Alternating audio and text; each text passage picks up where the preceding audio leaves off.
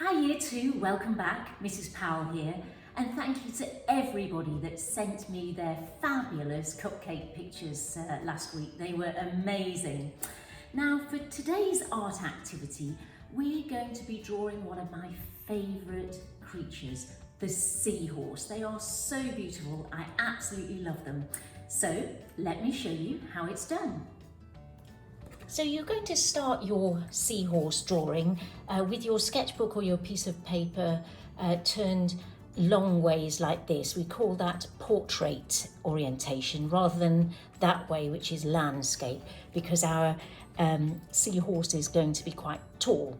So about a third of the way down near the top, you're just going to start with a back to front small number 3, like that, okay?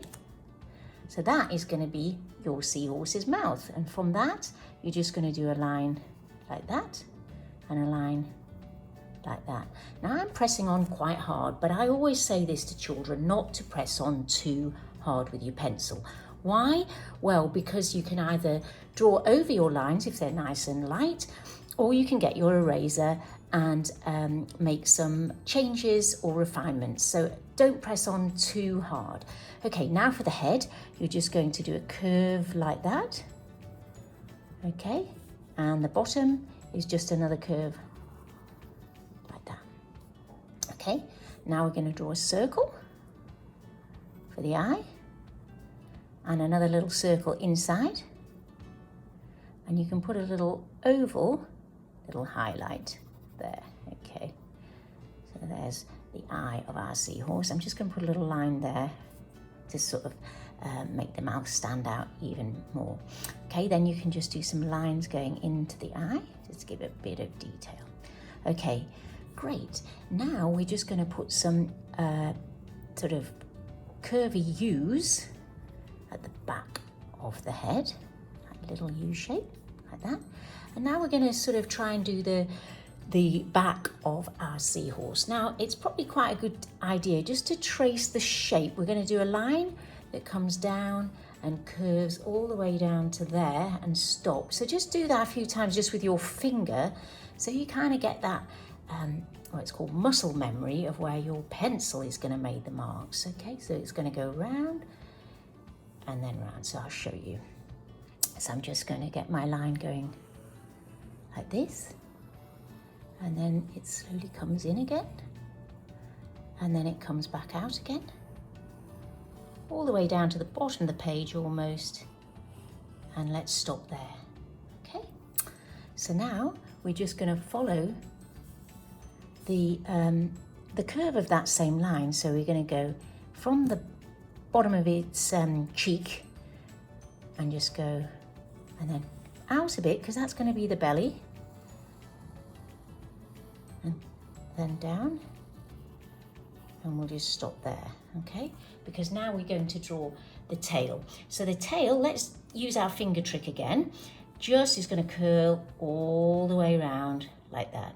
So I'll just show you with my finger, and let's now do it with our pencil. So starting on that line, you're going to curl your line round, round, round, round, and then stop. And now, starting from that line, you're just going to follow, getting your lines a little bit closer together as we curve round. So eventually they sort of meet like that. Okay, so that's your tail of your seahorse. Now let's make the belly of our seahorse. So you're just going to start under the chin there, and then a line that starts skinny but then comes out and makes a little bit wider here, and then comes back in narrower, narrower, narrower, and then stops there.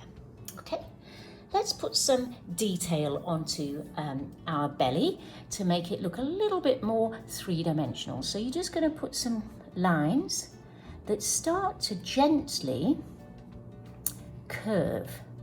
Okay, I hope you can see this. This one's curving. This sort of makes it look as though our seahorse has a round tummy.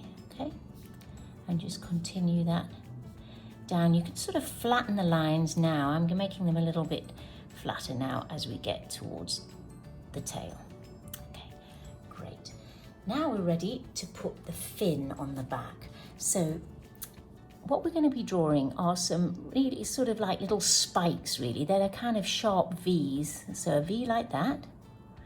And then next to it a bigger V like that. Okay, let's do another couple. Just like spikes really. But they're kind of fanning out a little bit. Now from the top of the spike you just do a curved line to join them up like that. Okay, so that's the little fin. Now we're going to do some more sort of fins along the back, the sort of spine of your seahorse. So just draw some lines that are a little bit bigger, a little bit, there you go, and just down like that. Okay, then you're going to do some more like this. Okay, just getting smaller. Okay, a little bit smaller. Okay, now we're going to connect them up with a series of slightly curved lines. Okay, so they're going to go like that. That. See how I'm moving the angle of my hand so that you can achieve this mark. You can move the paper if you need to. Okay, I'm just going to go like that. Okay, and we're almost done. Okay, there's your finished drawing. So now we're just going to have fun adding colour. So I'm going to go ahead and add colour using watercolour paints, but you can use whatever you like to add colour. You can use coloured pens, oil pastels, or coloured pencils if you have them at home, whatever you have to add colour.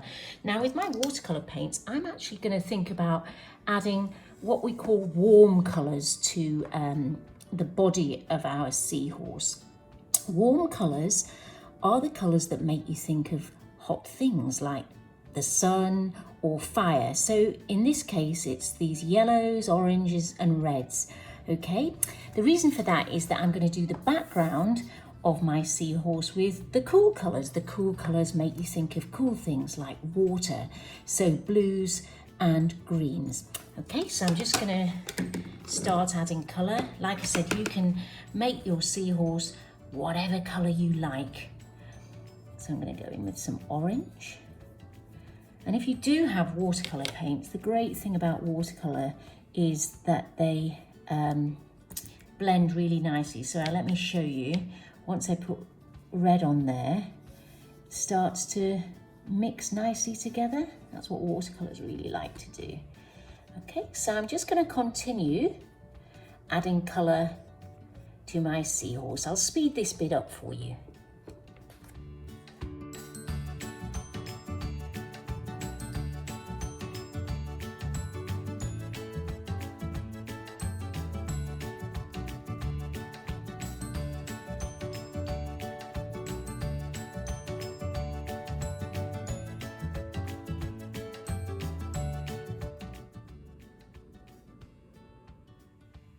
So here's my finished seahorse picture, and I hope you can see that I've used some lovely warm colours for the seahorse itself, and to contrast with that I've used some lovely cool colours, blues and greens.